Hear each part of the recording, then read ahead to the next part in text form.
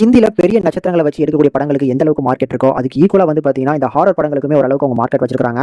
அத நெக்ஸ்ட் லெவலுக்கு கொண்டு போணும் அப்படிங்கிற ஒரு முன்னோட்டத்துல, எடுக்கப்படுற படங்கள ஒரு ஹாரர் யூனிவர்ஸ் மாரி கொண்டு வந்தா நல்லா இருக்கும் அப்படிங்கிற முன்னோட்டத்துல ஒரு 4 படங்கள இறக்கி விட்டுருக்காங்க. அதோட தொடர்ச்சியா வந்திருக்கக்கூடிய இந்த 5வது படம் தான் இந்த தாமா. எப்படி இருக்கு அப்படிங்கிறத டீடைலா பார்த்துடலாம். ராஷ்மிகா மந்தனா தான் அந்த படத்துல லீட் கேரக்டர் பண்ணியிருக்காங்க.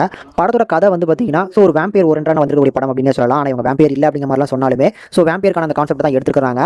படத்துல ஒரு குரூப் ஆஃப் பீப்பிள்ஸ் வந்து பார்த்தீங்கன்னா, வேம்பியர்ஸ் மாரி வந்து பார்த்தீங்கன்னா, காட்டுக்கு நடுவுல வாழ்ந்துட்டு இருக்காங்க. இவங்க வந்து பார்த்தீங்கன்னா, மனுஷ ரத்தத்த குடிக்காம, மிருகங்கள மட்டுமே அடிச்சு வேட்டையாடி அதோட ரத்தத்தை மட்டுமே குடிச்சிட்டு வந்துட்டு இருக்காங்க. அப்படிப்பட்ட ஒரு காட்டுக்குள்ள வந்து பாத்தீங்கன்னா படத்தோட கதாநாயகன் மாட்டிக்கிறாரு. அவங்கள ராஷ்மிகா மந்தனா காப்பாத்தி கூட்டு வர இவங்க 2 பேருக்குமே ஒரு சொல்ல முடியாத ஒரு காதல் உண்டாயிருது. இதுக்கப்புறம் இந்த கதையில என்னென்ன விஷயங்கள் நடந்துருது அப்படிங்கறத ஓரளவுக்கு சுவாரஸ்யமா சொல்லிக்கக்கூடிய படம் தான் வந்து இந்த தாமா.